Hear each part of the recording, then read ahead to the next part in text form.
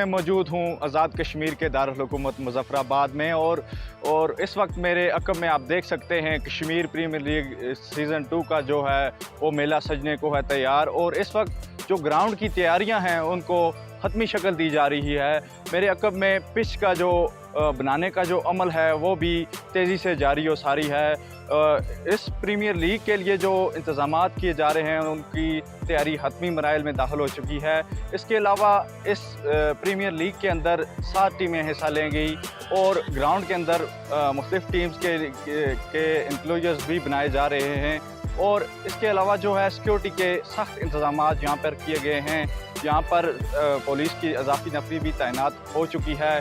कल से जो है ये मेला बिल्कुल सजने को तैयार है और कल से इसका बाकायदा आगाज़ कर दिया जाएगा।